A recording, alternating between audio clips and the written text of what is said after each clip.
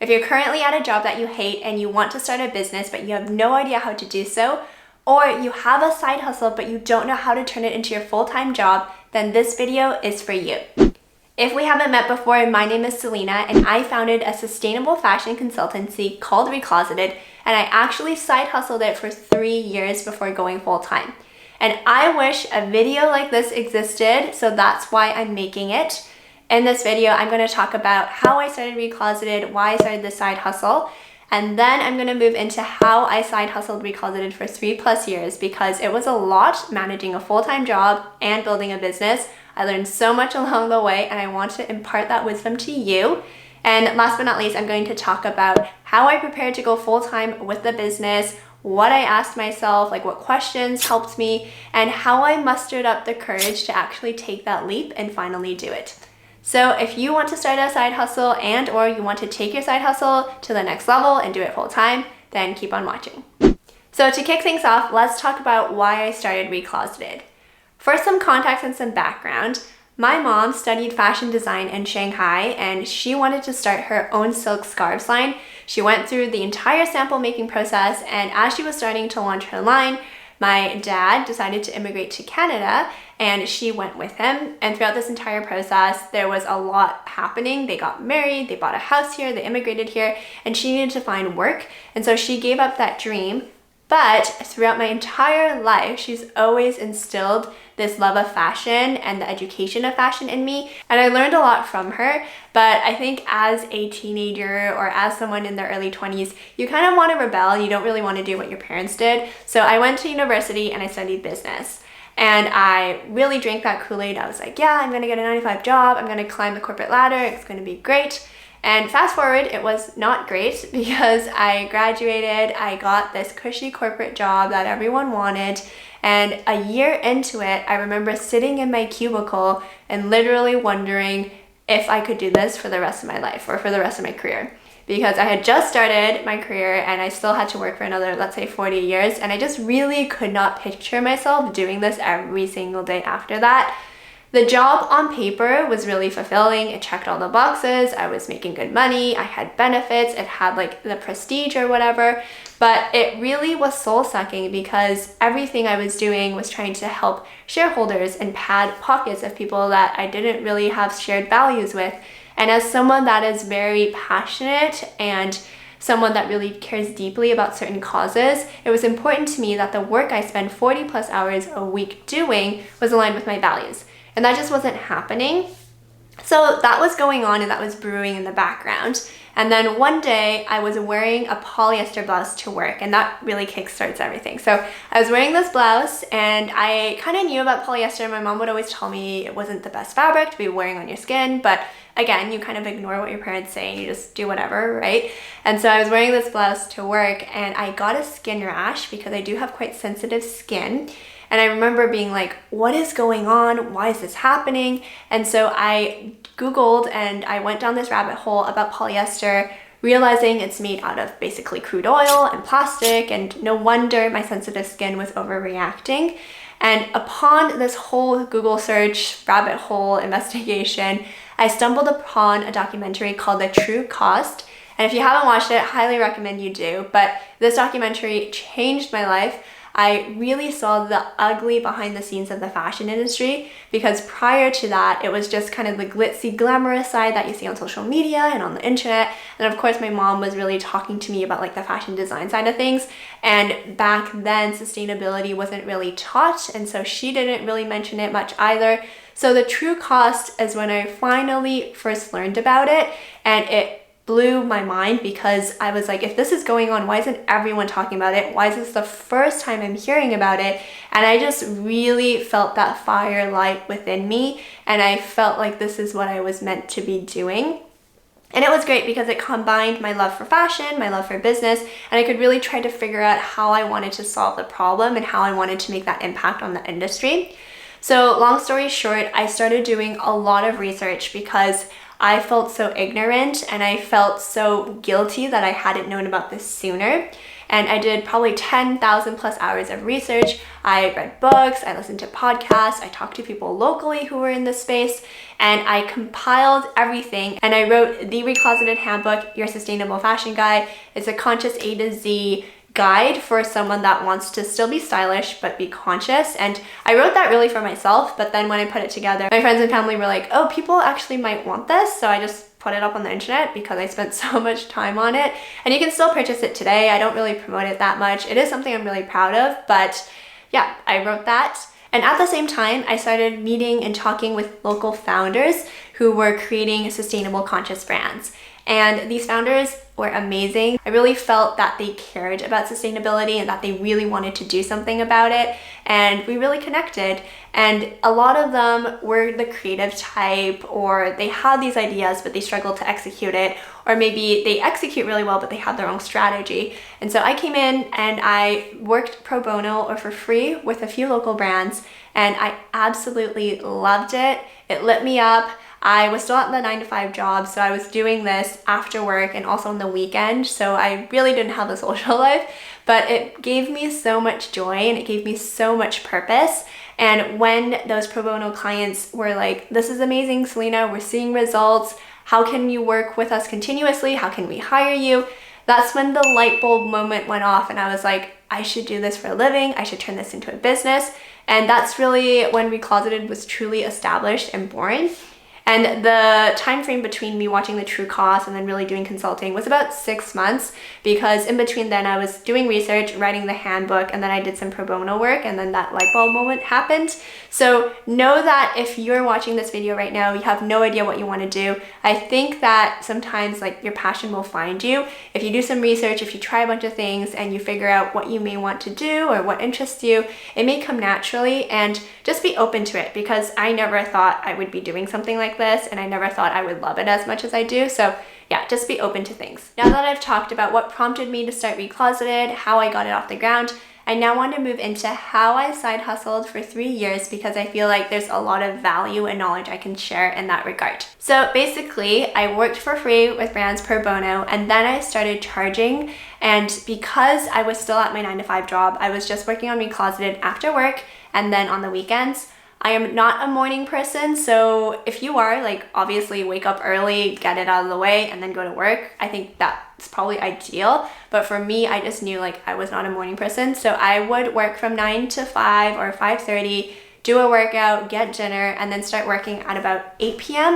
And I worked from 8 to about 12 or 1 a.m. And then I would definitely work one weekend. So it was usually Sunday. And then sometimes I would work half day on Saturday or all day on Saturday, depending on what I had going on. And I know that's a lot, but at the time I was really privileged. I was in my early 20s, so I still had a lot of energy. I didn't have kids yet. I didn't have a mortgage to worry about. So I could just work. And the other thing I was really privileged about is I was able to live with my parents. They were able to support me, and so I didn't have to pay rent, and I could just like save up as much money as possible. And at the time, being financially independent was really important to me. So I wasn't comfortable quitting my job cold turkey and working on Recloseted because I hadn't technically proven it yet. I knew I was onto something, but I was just uncomfortable quitting and just not knowing. And some people can do it, and that's amazing, but that's just not me. And personally, I think I would have been so stressed that it would not have been able to take off. Whereas because I was working a 9-to-5 job and I knew financially I was taken care of, I could not be stressed about money, and I could just really make very strategic, sound moves for Recloseted. But I know some other people work better when they're pressured, when their back is up against a wall. So if that's you, that's totally fine, but I just know that wasn't for me. Anyways, so I was really privileged because again, I didn't have a mortgage. I was living rent-free with my parents, and I was able to just like save as much as I could. And because of that too, the plan was to eventually quit and do Recloseted full time. And I had an idea of a number that I wanted to save up, so I had a good nest egg. But then also I knew that as soon as I hit the level where, you know, what Recloseted was making or what Recloseted was able to pay me was about the same as what I was making at my 9-to-5 job, I would quit. And so that was like the high level plan. And I think the first thing you need to realize is that it takes time to build a business, and especially if you're side hustling, it's probably going to take double the time because you're only able to work on it on those off work hours. So because of that, you do need to be patient. I think originally when I first set out to do this, I thought I could do it in a year, and that's just not realistic. It took me 3 years. It takes sometimes people less time or more time, but like just be realistic. It's not going to take off in 2 months or 6 months or something like that. It is going to take time, and just have that expectation from the get-go. So with that being said, I do want to talk about the real behind the scenes of working 2 jobs. So I kind of talked about my schedule already, right? I was working from 8 p.m. to 12 or 1 a.m. and then I was working on the weekends. And as someone that was in my early 20s and didn't have kids, or didn't have to worry about some other things that other people have to worry about, I was in a privileged position where I could do that. But that still being said, working that much, like, you can definitely expect to burn out. That's just the reality of it. And I spent my early 20s in just vicious cycles of burnout. I would burn out, and then I would stop working for a little bit, and then I would put pedal to the metal again, and then burn out again. And it was just constant. And throughout that entire process, what I've learned now is that I know the gauge I have for myself, and I think it takes you burning out a couple times, unfortunately, to kind of be able to know how far you can push yourself. And once you know that, I think it's important every day to check in with yourself so that you can be proactive versus reactive. So now something I do every morning and before I go to bed is just ask myself on a scale of 1 to 10 how overwhelmed I feel. And if I'm at a 7 or an 8, I know I need to put on the brakes a little bit. I need to either delete things, delegate things, or delay things, and just recharge my battery. It's also important to recognize how you can recharge your battery. People recharge differently, but at least for me, it was just making sure I got enough sleep, I was hydrating, I was eating decently and not just junk food all the time, and just going for walks and taking care of myself and moving my body. So that was something I definitely learned the hard way, and you always want to give yourself grace and compassion because you are not a productivity machine. You're a human being that is working a lot, so make sure you take care of yourself.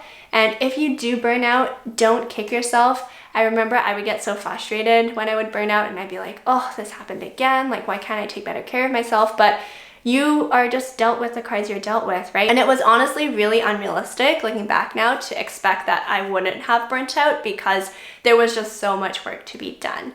So the first kind of lesson that I want to impart with you is that unfortunately, burnout is kind of just part of it, but you want to get to a stage where you can kind of manage your own mental health and just understand that this is the season of working a lot. But if you can just take care of your bare basics, like just sleeping a lot, hydrating, eating healthy, and just moving your body, that can really help. And then hopefully too, if you have the financial ability to hire help, that can really alleviate some of that. One thing I realized was that I calculated the wage I was working hourly at my 9-to-5 job, and then I realized that I could hire people to help me do certain admin things or help me do some marketing items, hire them at a lower rate than I was making at work, and then that way I can save some time there and not burn out. So if that's the case, if you are working a contract gig and you have a high hourly rate, or even just a 9-to-5 job with a high hourly rate, if you can outsource some stuff at a lower rate than you are being paid, then I would highly encourage you to do that, because right now you're not necessarily scarce on money, you are scarce on time because you're side hustling. So outsource as much as possible to help you manage the workload. The other reality is that my social life definitely took a hit, because if you think about it, if I'm working from 9 to 1 a.m. every single day, and then I'm working on weekends, I don't really have time to see people. And at the time, I felt a lot of guilt around that. I felt really annoyed about that because I saw my friends out having fun, and I just couldn't do that because I was prioritizing this business. And at the end of the day, I think that your close friends will understand, your close friends will be there for you. And the reality is I think pruned my circle, and the friends I have now are definitely lifers. I love them so much, and I know they're always in my corner. I know they're going to be there for me. I'm going to definitely be there for them. And at the end of the day, the reality is some people may not like that you're doing your own thing, or some people may not get it, and that's okay. I think there's seasons, and like I mentioned, this is the season of building your business. This is the season of chasing your dreams, and maybe your social life takes a bit of a hit, but your true friends will understand, your true friends will support you, and they will be there for you. The other thing too, on top of the social life, is just I cut out a lot of TV. I didn't watch like Netflix or YouTube or anything for a couple of years. I literally lived under a rock. I just worked. And there's just so many hours in a day, right? So you really got to prioritize what's important to you. And if doing this business is important for you, then you got to prioritize it. So if you're planning to side hustle or you're currently side hustling, I hope those were some helpful tips. In summary, make a plan, know how much you want to save up, know what income goal you want to hit before you quit. So have that plan ready. And then as you're going through it, just set that expectation that it's probably going to take double the amount of time because you're working 2 jobs and you're kind of working a half time, if you will, on your business. So just set that expectation that it's not going to happen overnight. And then try as much as possible to manage your workload. I know the reality is the work needs to be done and you have to do it, but try to be proactive versus reactive on the burnout piece and recharge as much as you can. Ask for help and outsource if you can as well. And then when it comes to your job, set boundaries, right? Like you are not being paid to work 100 hours a week. That's just not what you're paid to do. And you need to prioritize your business over that. You need to carve out the time to do that. And also, if you just feel like you're dying away in your cubicle at work, like I felt, then try to look at it as an extension of your business. Try to reframe as much as you can to try to get through it. And then once you have done all of that and you are now at the stage where you're thinking of quitting and going full time, I wanted to talk about this because this was also something that I struggled with, and honestly, it took me a good 6 months to actually get the courage to do it. For some context, as you know, like I talked about at the beginning of the video, my parents immigrated to Canada. I'm a first-generation Canadian. My parents are Chinese, and they gave up everything to come here, and so me and my sister could have a better life. And in their eyes, I had quote-unquote made it, right? Because I have a stable, cushy corporate job. And to them, the idea of quitting and giving that all up was just unthinkable because they really valued the stability and the security. And if you go off on your own, you don't have that, or, it's less stable or secure. But at the end of the day, like you could get laid off from a job, you can get fired from a job. It's honestly not as stable or as secure as people think, but the perception is just, okay, I got a paycheck every 2 weeks or whatever it is. So it seems a little bit more stable. But anyway, so this was kind of happening in the back of my mind where my parents were like, oh my God, you should not do this. Like, why are you doing this? And then for me personally, just taking that leap felt so scary because it's something I had never done before. It's the unknown. What if something happens? And so I struggled with this a lot for 6 months, and I feel like a lot of other people feel this way too. Like you may not have immigrant parents and maybe your parents are super supportive, but at the end of the day, it's still scary to do something that you don't know what the outcome is. Whereas at a job, every 2 weeks, you're going to get a certain amount deposited in your checking account. And so I get it, and I've been there. But what was really helpful for me was realizing that my career at this 9-to-5 job had definitely capped out. And I, not to humble brag or anything, but I was getting promotion after promotion, and the next level up would have been a manager. And I had looked at other people that were managers at that company, and I did not want their job. And because of that, I knew I had capped out growth-wise. And so even if I wasn't doing Recloseted, I would probably have to find another job or move to a different company because it just wasn't for me anymore, and I had been there long enough. And so that was kind of like the first realization. And then the second thing I really had to work through, and I don't take credit for this, my therapist and my counselor was really helpful in this, but was just kind of just like realizing I needed to grieve my career because for so long throughout school and even just like climbing that corporate ladder, I was just fed this Kool-Aid of, how working this job is so prestigious, or, everyone wants a job like this. And so it's just like grieving that and just realizing that I am proud of the career that I built at that company. I am proud of all the work I did, but it's just not for me anymore. And you can 100% be sad about that while still be excited to pursue your own thing. That is completely fine and that's completely normal. But I just had to realize that even without Recloseted as an option there, this 9-to-5 job was just not working anymore, and I really needed to make a change.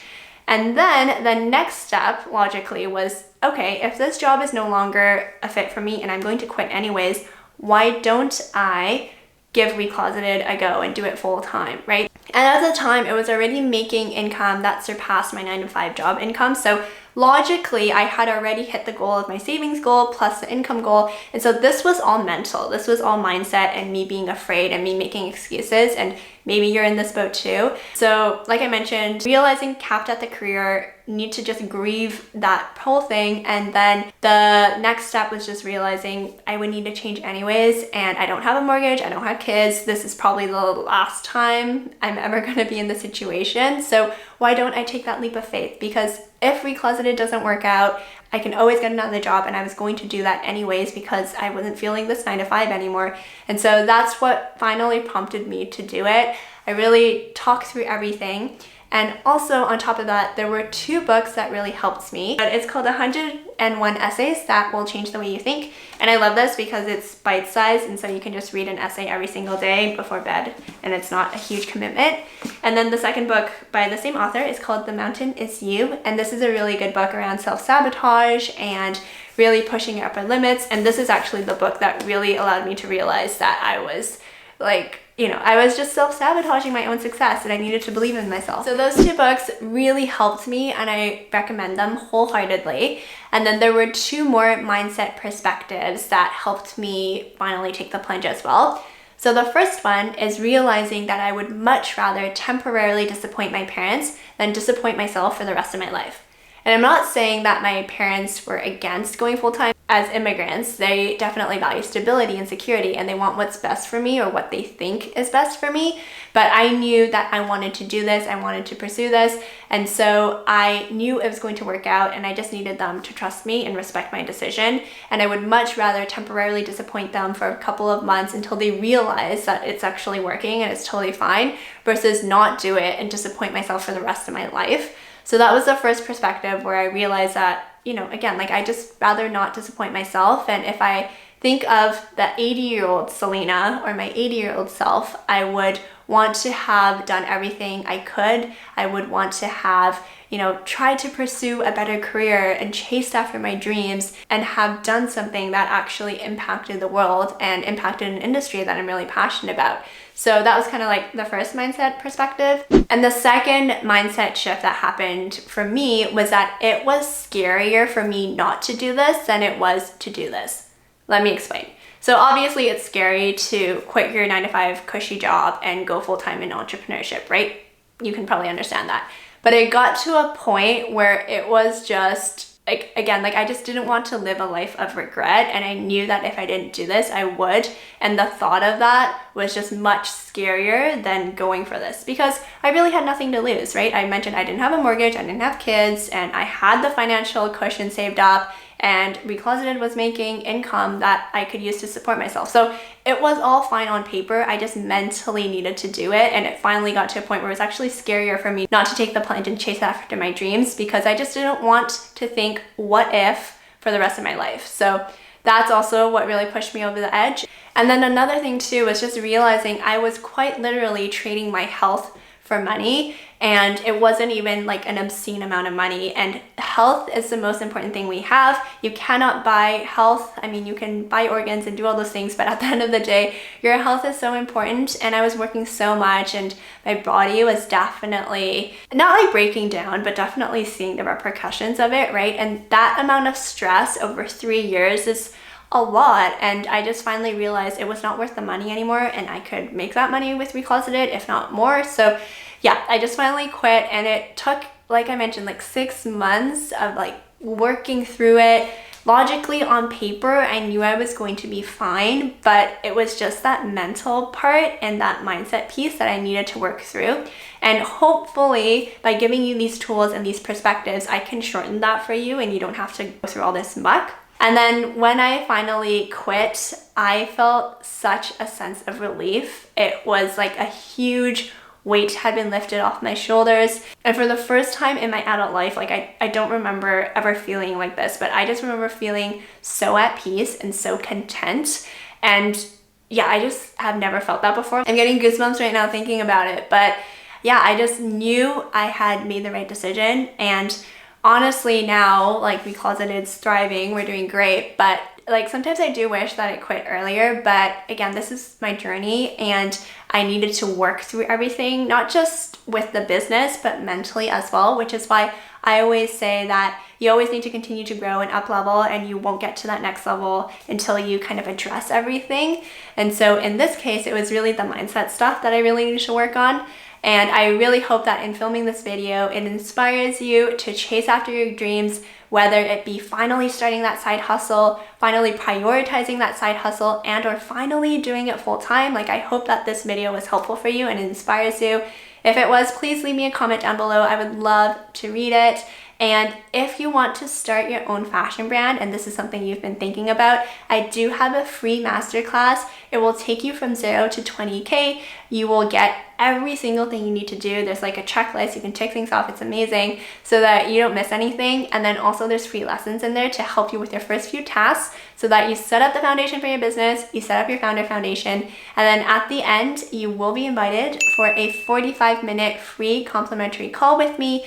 There are limited spots for that, so don't snooze. But if you are thinking of launching a fashion line, I would love to support you.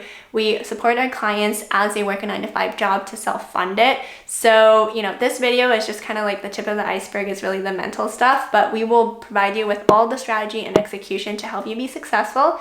So just in case you want to launch a fashion line, you can check it out at recloseted.com/masterclass. And as always, thank you for watching this video. I hope that it was helpful for you, and together, let's transform the heartful fashion industry.